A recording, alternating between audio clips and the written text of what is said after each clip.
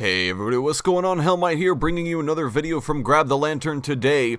Today's topic is going to be covering Warwick and his current rework, and kind of my first few thoughts on it, what's the good, what's the bad, and possibly what's his competitive viability.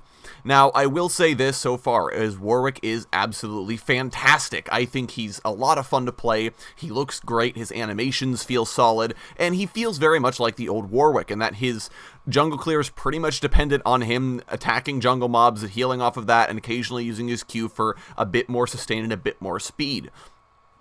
That being said, I think he brings to the table a lot of really useful things.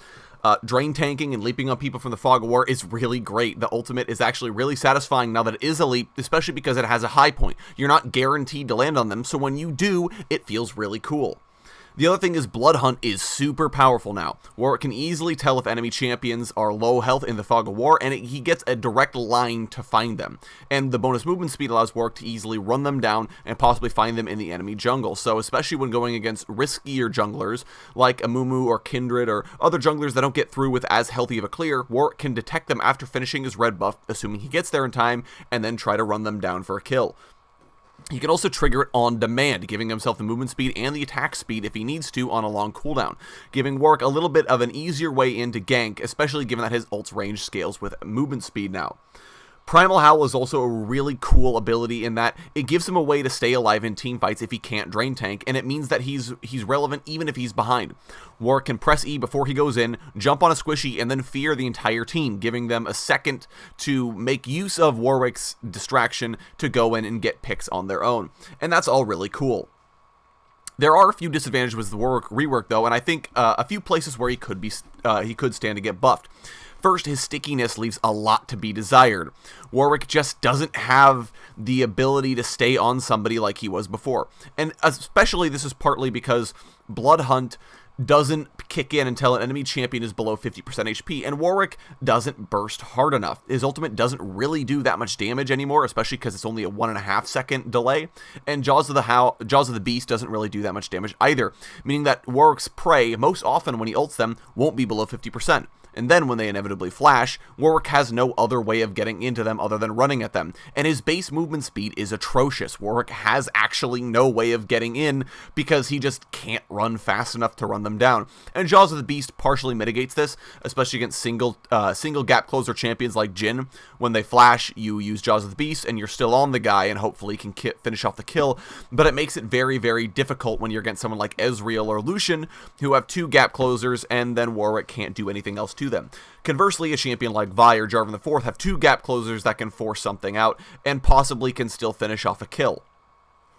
The other thing is that Warwick's attack speed is very slow. His base attack speed is actually horrendous, and this has a twofold purpose. It combines kind of with the fact that his passive only kicks in when he's below 50% HP now.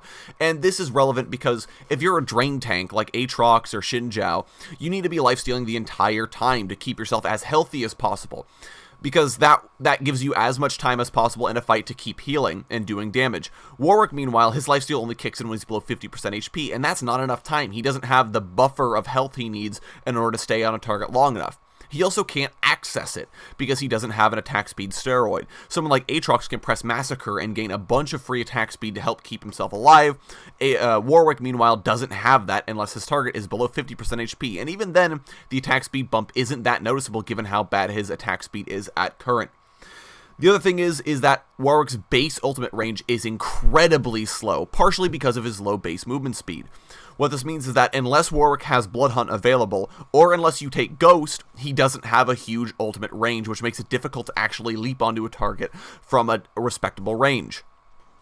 I've basically found it almost mandatory to take Ghost on Warwick over Flash, just so that my ultimate feels like it actually has range and I can get in with it. So ultimately, Warwick's competitive viability is probably not great. He feels kind of underpowered. The ability to get his ult range super high is really good, and I can see that working in a few comps with other champions that boost movement speed like Lulu. But ultimately, he just is kited too easily, and he can't access his defenses well enough to survive once he's in the middle of a team. I feel like he'd get easily peeled and killed without being able to do anything of note to the rest of the enemy team. The drain tanking is just not there, and I feel like that ultimately will leave Warwick out of the competitive scene, despite the advantages that Blood Hunt give him in terms of information gathering. All this said, I think Warwick is fantastic fun. He actually looks like a champion I would want to play now, especially given that I got that unique gray Warwick skin.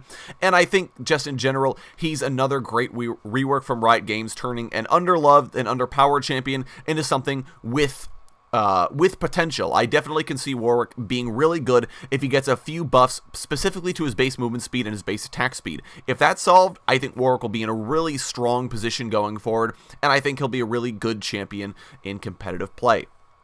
Let me know your guys' thoughts on the Warwick rework if you've been playing him. I'm interested to know what other people are seeing on him and what they've been building. Maybe you guys are finding more success on him than I am. Please go ahead and hit that like button if you enjoy the video, as it does help me in what I do. And if you like the video, consider subscribing, as it does help me. I upload a video just about every Monday and Friday. Once again, thank you guys so very much for watching. I do appreciate it, and I will talk to you all later.